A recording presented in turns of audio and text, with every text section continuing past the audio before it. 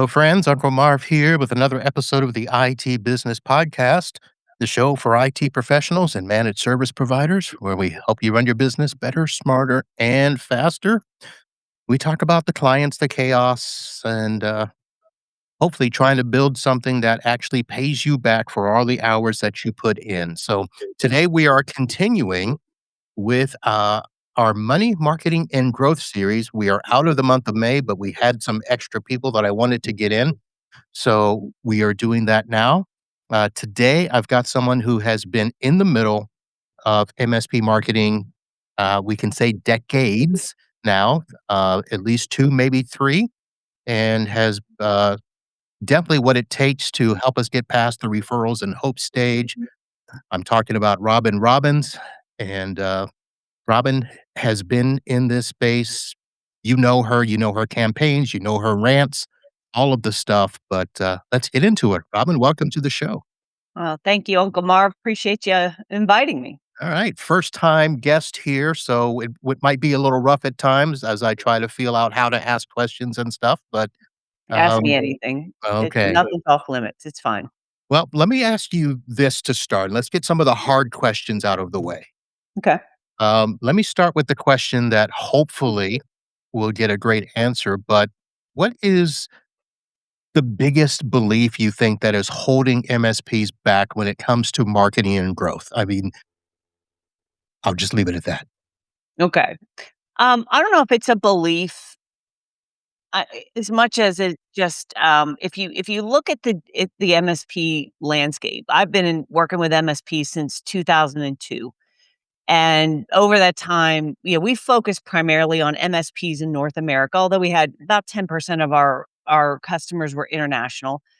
And so that's a long time to be in a space. And I have seen clients that have been with me from the beginning grow and exit their businesses. I've seen people like stay the same. I've seen a lot. Like if you pay attention, you start to see trends. And I think first and foremost, running an MSP is not an easy business. I mean, let's just say that. It's complicated, it's always changing.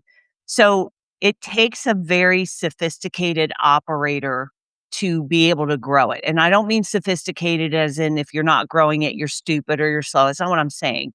It takes a lot of experience because it's not just about being great technically. You've got to understand technology, you've got to understand marketing and sales, you've got to understand finance and the P&L, and it's really easy to lose money in an MSP because most MSP owners from my experience, they're good people.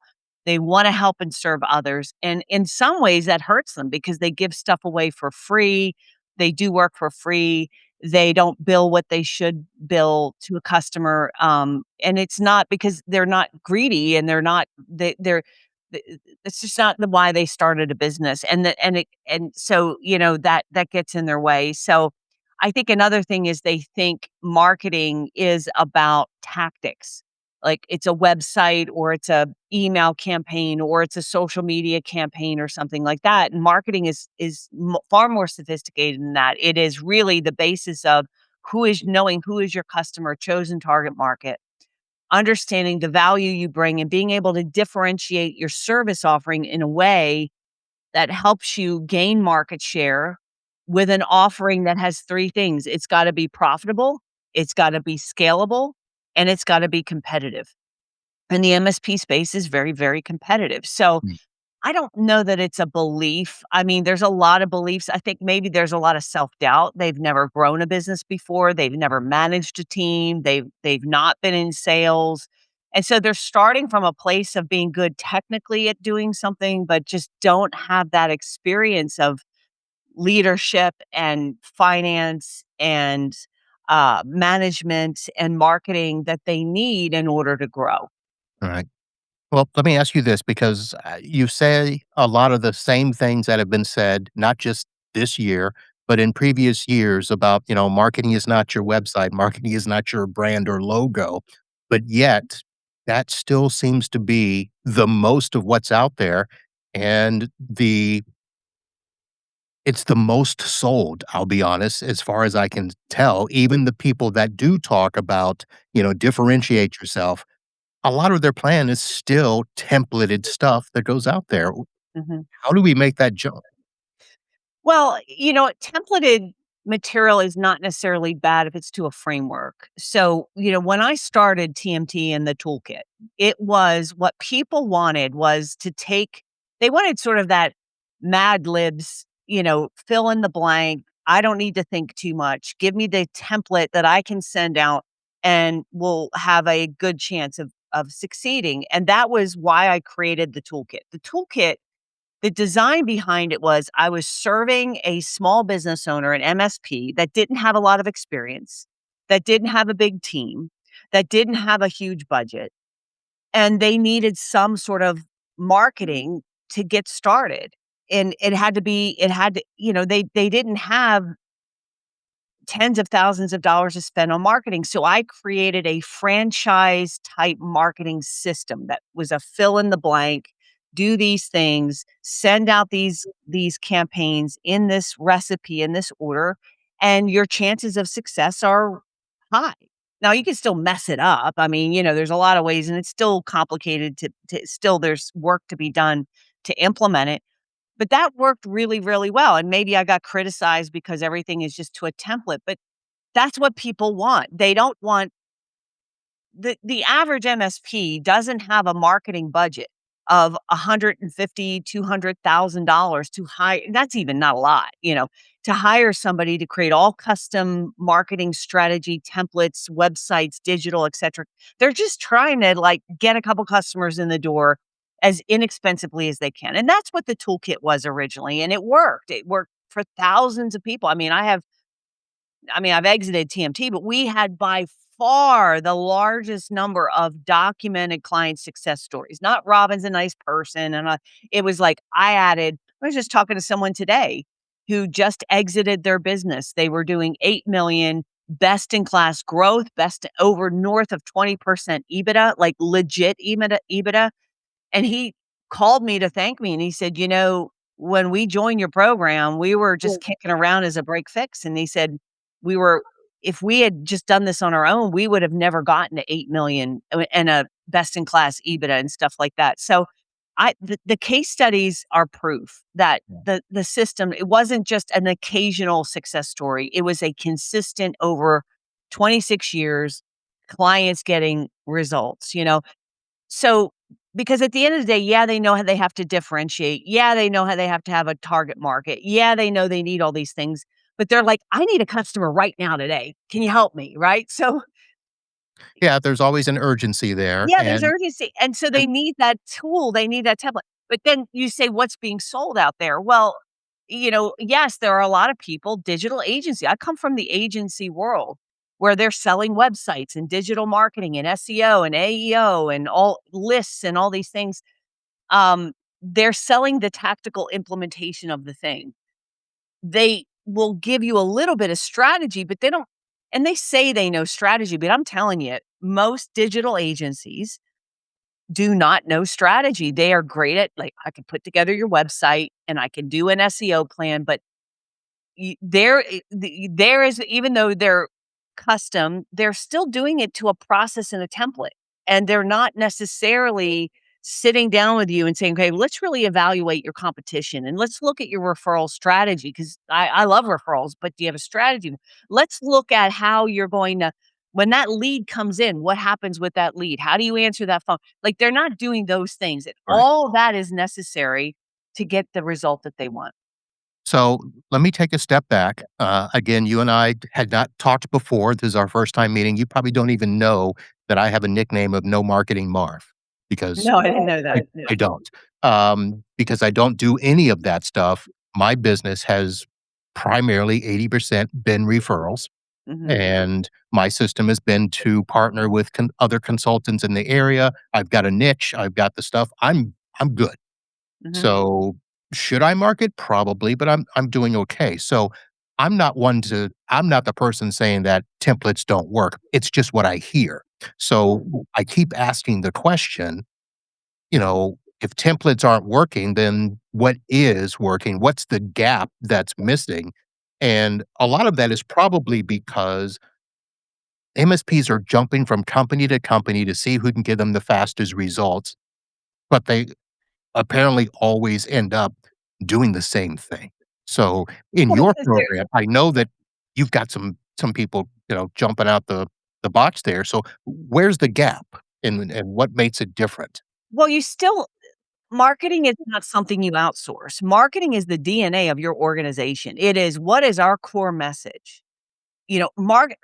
Service marketing starts with the service.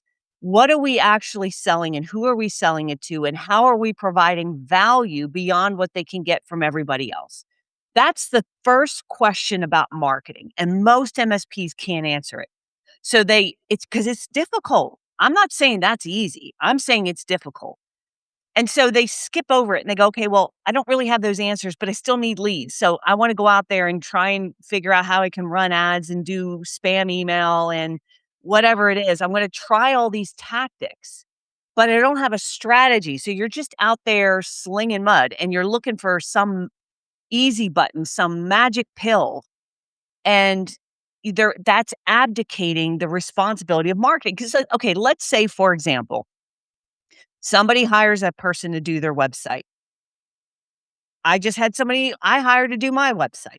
And if it were not for me saying, okay, here's my specific target market and knowing like what search terms they came up with suggestions, but the suggestions weren't exactly right. I had to know enough about my market and who I wanted to say that keyword or that approach is not going to work with my customers. Here's what we have to change it to. When a lead comes in, the information like a lead generation magnet. A website company can't you could go to Chat GPT and get it to write you a free report now, but so can everybody else. And so there's this abdication of marketing and selling. Then even if I get you a lead, the phone rings and it goes to voicemail and you don't call that person back for 3 days. I can't tell we used to monitor inbound calls from our client with their permission, of course, right? 99.9% of those calls were mishandled. So I generated a lead, but it was mishandled, but then the marketing gets blamed. They don't know how to create value in the sales process. So marketing, the leads are weak, the marketing gets blamed.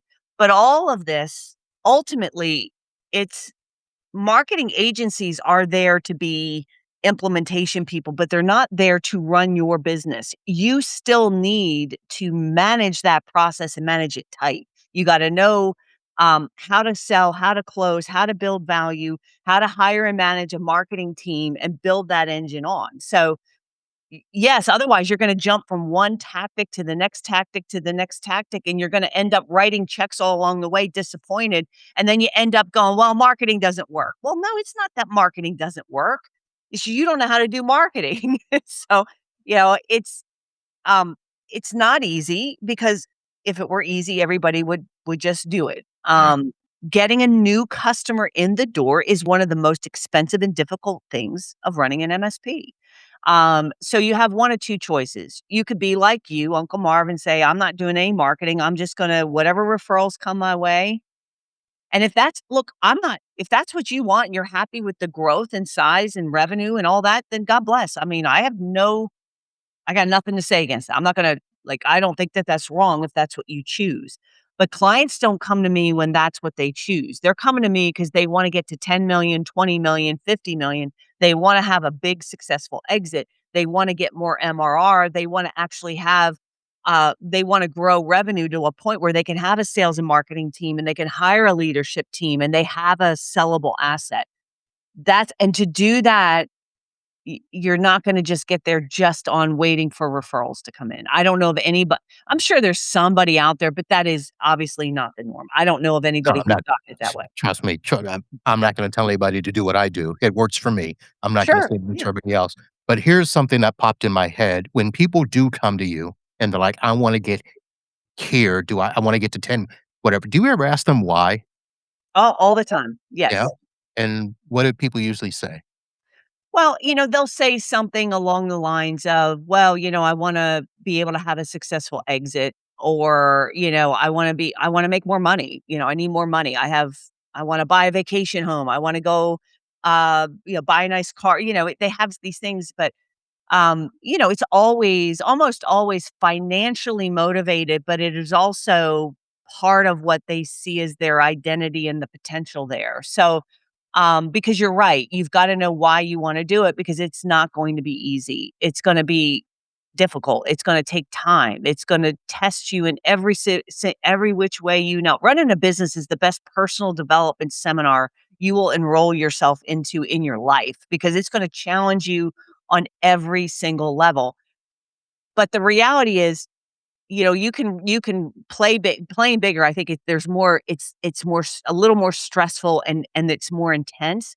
But you know what? I talk to thousands of small MSPs that are under 1,000,000 and they are stressed out beyond belief too. So it's not like, okay, I got this casual lifestyle business. I just wait for referrals to come in and I'm cool and I'm chill and I'm good with the money. Like, no, I find it a lot of the smaller MSPs are every bit sometimes more stressed out because they got financial issues. They're the only one who can do everything around there because they can't afford to hire and build a team. So I just, when they, so as much as I question people, like I won't name names, but I had somebody come to me who had built a business to about 7 million in revenue. And I said, well, where do you want to go? And they're like, I want this to be $1 billion business. And I said, why? He's like, because I think that's what I can do. And I said, you've never gotten anything beyond 10 million. What makes you think you're going to get it to 1 billion? And he kind of laughed and I challenged him. I said, look, why don't we shoot for like 50 million? That's a pretty good goal. So there's just people who have these ideas about what they want. But yes, I do think you need to ask why. But I also think if you're small, and you say you wanna only get what referrals come in, I would also question you, are you sure that's what you want, or are you just rolling over and taking the easy route? I'll challenge you there too. Now, some people genuinely, they're happy and that's good. Challenging me or anybody in general? Anybody who says, "I just want a small lifestyle. I don't wanna do marketing. I don't wanna grow real fast. I don't want those things," right? And I would ch as much as I challenge the guy who says he wants $1 billion business, I'm gonna challenge the guy who says, "I wanna play small." Well, I'll say this. I don't think there's anybody else in the industry that's like me and say I'm good with where I'm at. I think everybody else wants to grow. I'm not I gonna agree. dispute that. The issue I have sometimes is watching them struggle with not being able to get, and I only the $1,000,000 is that magic threshold. And I know that I see MSPs with 2, 3, 4 technicians that are struggling at that level. And when they talk about marketing, they talk about growth, they talk about money, and they don't have their act together, and they look at me as if I'm the one failing. I'm like, "Look, I'm making money every year. I am growing. I'm just I just don't need to be 10,000,000." So, I look at it from the standpoint the reason I asked you, do you ask people why? And I think a lot of times their why is, it's just because that's what everybody else is doing or that's what they're being told, and they haven't set themselves up with their own goals, their own philosophy, their own strategy. They haven't looked at their own market yet. I know you're a big person on you've gotta know your market, you've gotta know your numbers, know your Mhm, competition. A lot of them don't know that. mhm. Yeah, no, I agree, and I think it's a big you gotta answer the why. We get into that. Why do you wanna get there? I just did a session at the last boot camp that we did, and my session was how to avoid working for 40, 50 years and ending up broke. And I think so one of the things I will challenge people on is you get to pick your enough is enough number. Maybe for some people, hey, if I've got 10 million in the bank, good. Some people that might be nowhere near enough. Whatever it is, I think you need to make enough money so that when you get to retirement, you're not a burden to your family, that you can live without having to work. Whatever lifestyle, so you pick your lifestyle. Uncle Marv, you might be like, "Hey, I'm happy. I go on vacation once a year. I don't need a lot. I got a used car. And like if you're happy there, 100%. But what I would say is whatever you're using, your business is your financial vehicle to get to that financial freedom number, whatever that number is for you, you decide. But make sure you get that. because the number of MSPs that come to me late in life who have no savings, who come to me and say, "My wife is sick. I'm not in the best of health. I'm desperate. I can't take it anymore running this business, but I can't stop because I have to have that paycheck." That they're coming to me going, "What do I do? How do I sell this for a big check?" I'm like, "You don't. You get in a you make a wish and you go back 20 years and you build the thing to where you would actually have had the financial means to do that." So all I'm saying is whatever you choose your lifestyle and you choose your goals, but you should, at a minimum, make sure that your business, your MSP, is the financial vehicle that provides sufficient financial resources for you and your family so that you cannot have money as a burden when you get older, so that you can bless your family. Because if you can't do that and you get into your 60s and 70s, that's gonna be a rough road for me, and I see it a lot.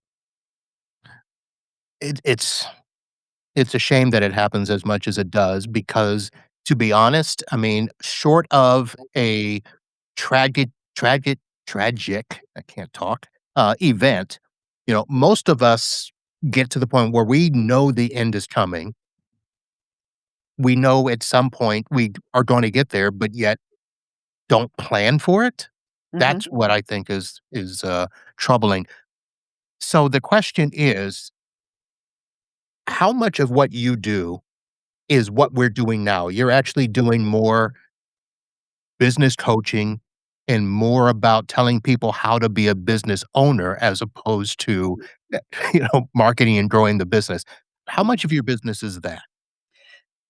Well, when you say my business, so I exited TMT. So, Mhm. now it's just me today, and I'm working. They are still. I'm, under contract just as a 1099 to do some of the coaching, and I do have some private clients now, right? And for my private clients, it is really about the blocking and tackling. We are getting marketing and sales systems in place. Okay. We're so there's that's because they're beyond that. Like my private clients, I don't need to have a rah-rah session about like they're 10 million and they're going to 50 and they got a plan and they got an executive team and we don't need to have that conversation, right? For when I was running TMT, people came to me because they think their marketing is broken and they think getting more clients and more sales is gonna be the answer to all their problems. That's how they came into me, and we solved that, but the problem, the lack of sales, the lack of customers, the lack of profitability, those aren't the problems, they're the symptom of the problem, and the problem is that they are not running a business like a leader, they're running it like a tech with helpers. And they don't have good financial metrics. They don't have a budget. They don't have a sales and marketing system, even a basic one. They have nothing in place, no CRM. They got a website maybe, and they're trying this and that. So a lot of it is before we can even add customers to this model, are you profitable? Because I don't want to start adding customers to an unprofitable business. I'm going to implode you. So is your pricing correct? Are you targeting the right people? There's usually there's and I'm thinking I can count on one hand the number of customers where this was the case, but everyone who comes to me, we found money in their business without getting another customer, raising prices, selling their break fix to managed services, converting them, upselling to a more robust cybersecurity plan, putting in place proper account management. Like every client, we started there because they're leaving all that money on the table and their pricing and their packaging is terrible and their contracts are terrible. So we fix that before we then start adding more leads, and that because that's my ACE framework, attract, convert, and expand. We already started with expand, and then we moved to convert, because if you don't have a CRM, you don't have a way when a lead comes in, what do you do with that, Uncle Marv? Tell me what a lead they have no idea. Leads come in all the time. Nobody answers the phone, nobody calls them back, they don't follow up. It's not put into a CRM where there's drip marketing that can happen, it's tracked. I'm like, "Well, before we start putting leads into this machine, we need to put a way of capturing and converting those leads. Otherwise, you're just putting money in a bucket with a bunch of holes in the bottom." So then we have to fix that. Then we get to lead generation. So a lot of this is just, again, these aren't stupid people. Like the MSPs I work with are smart, they're hardworking, they're honest, they just don't know this stuff, right? So you have to kind of teach them how to be a better leader and how to think about it strategically versus just, well, let's just start doing some cold email or LinkedIn or some SEO or some website. And that's where they get in trouble because most of the people selling those things don't have that conversation with them. They just take the check. Okay, let's get your website going. And then they end up disappointed 6 months, 8 months later.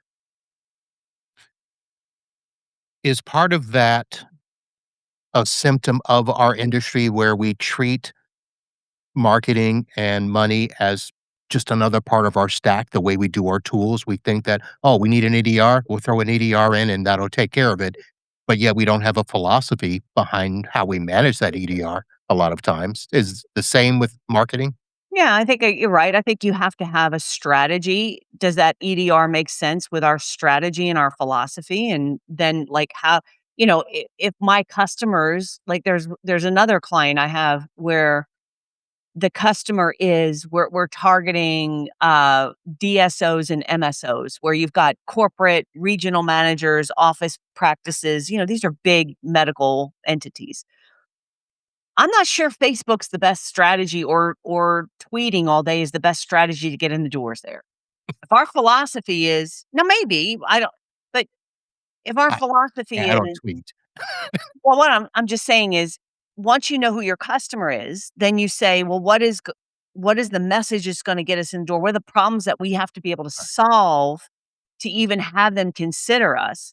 Because you gotta have the message, and then what media? Well, who influences them? Where do they make their decisions? What referral groups? Like, you wanna be strategic. You don't wanna just start doing stuff, and I find that most people just start doing stuff, and maybe that's okay because you can't steer a parked car. It's another thing I like to say. You gotta get moving to kinda see what's working and what's not. Your paralysis by analysis is real. But at the same time, at some point, you gotta get strategic, and you've gotta start thinking about this in a different way. So a lot of what we did, and TMT still does, but I do, is let's make sure our strategy is correct first. Let's take a minute, then let's look at our approach, and then let's look at our numbers, and then let's go. But, let's not just run into a brick wall because 'cause you've already done that and it's not worked.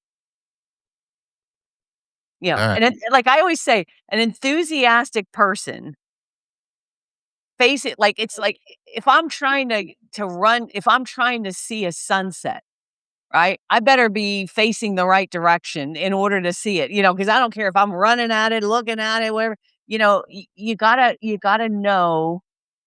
You gotta be looking west. You gotta say, "Okay, well, where's the su," what's going on here, right? You've gotta make sure that you're facing the right direction with the right strategy before you go full on because, there's nothing worse than a motivated person in the wrong direction. You're just moving further away. Absolutely.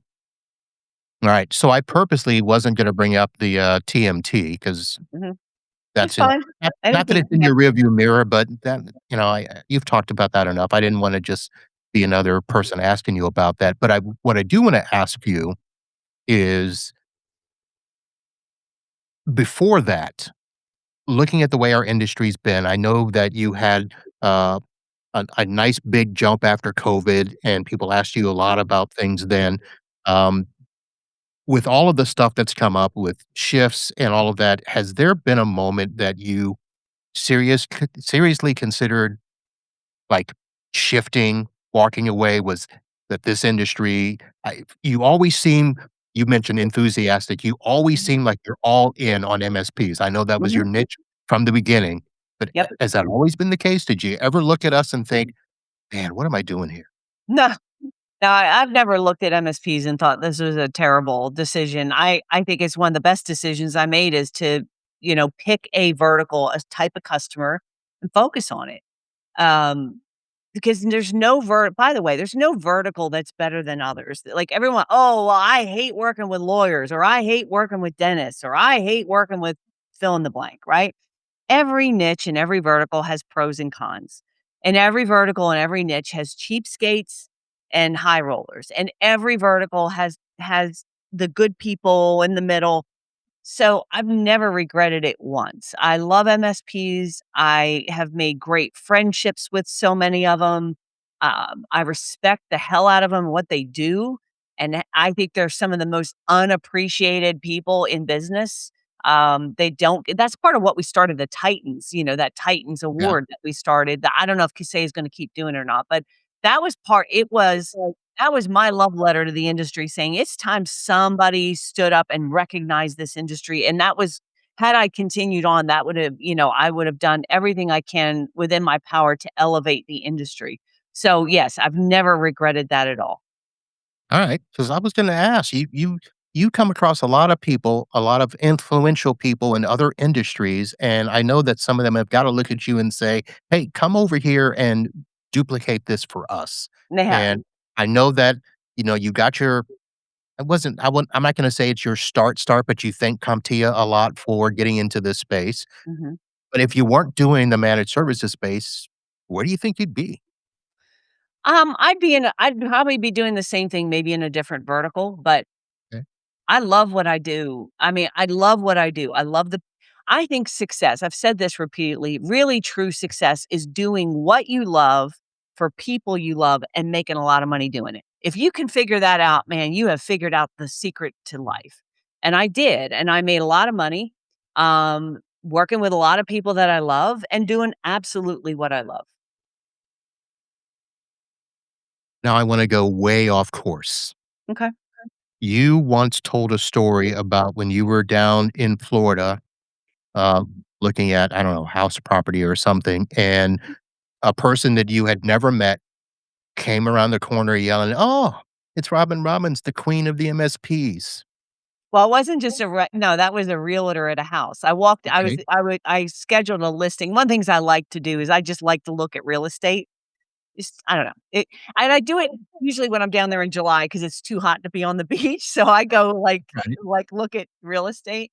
Yeah, I And I knew it was something similar to it that, was a but it was realtor. Yeah, I had booked to see this house, and I walked in, and that's how he greeted me, and I was like it was just took me by surprise. Yeah. well, I wanted to ask because you never said anything, like, after that. It was almost like he said it, and then he went on and did the house thing. Yeah. But, I mean, did you ever ask that person, why they did that, why they did the research on you? And, I mean, have you ever used that philosophy anywhere else? Because that seems out of the blue.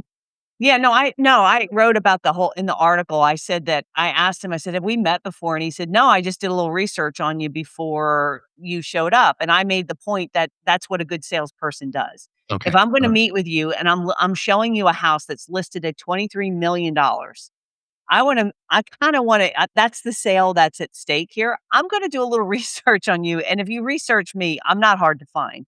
So he basically got online, did some research, and was prepared. And I think it took me back because so few salespeople actually do this.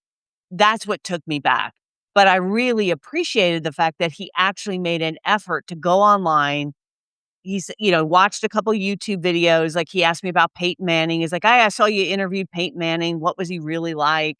And, I know you do podcasts, and here's this room would be great for a podcast," and it was, and the point I was making about the article was just that he was one of the few sales reps who actually took time to research his prospect. That was the point, and I didn't buy the house, but, I do know who he is. He's a and I think if I was going to buy a house, I would buy it through him. Nice, very nice. Mhm, Alright, well, I wanna thank you for coming on the show and, doing this. I tried to ask you all the best questions I could. mhm. Um, if there's anything that you wanted to leave us with, in terms of how things look for 2026 or AI or anything, like, what's the big thing you wanna leave people with now in terms of what they should do for their MSP? Well, I do think with the industry is in a big flux because we really do not know how AI is going to disrupt things. However, this industry has seen several moments like that. When cloud came into play, everybody was, "Holy smokes, I make money by that server in the closet. What am I gonna do?" Right? And I think have confidence in yourself that it will survive. I don't think it's the doom that everybody is predicting. I don't think that, and this is just my guess. I don't know. I could be completely wrong. I don't think we're going to see 10, 20% unemployment. I don't think we're going to see what Elon Musk says that nobody will ever have a job. I don't think that's going to happen because every technological revolution that has happened for hundreds of years now that's been disruptive, everybody freaks out and everybody thinks it's the end of everything. And that doesn't mean things like when the internet came into being, yes, we don't have, people book their own travel online now. There's, Yeah, we don't have phone books and stuff like right. that. Yeah. So I mean, things changed, but then it opened 10 more doors for other business models. So I think I'm more bullish on that. I think this is going to end up being a net positive for MSPs. I think MSPs should be using AI to right now, I think the most important thing is to use it internally to lower your costs and improve your customer service and service delivery.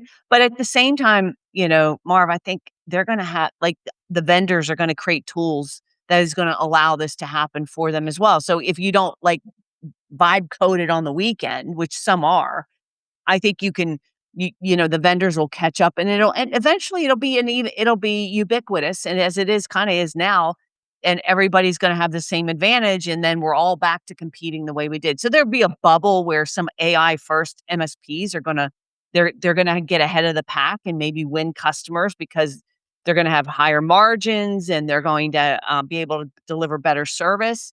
And then at some point, someone's going to say, I can deliver MSP services at a fraction because we're AI. And then that starts the top, then everybody else has to be competitive and it'll level out, I think. Yeah, So I would just say start using it internally to automate, lower costs, improve customer experience and service.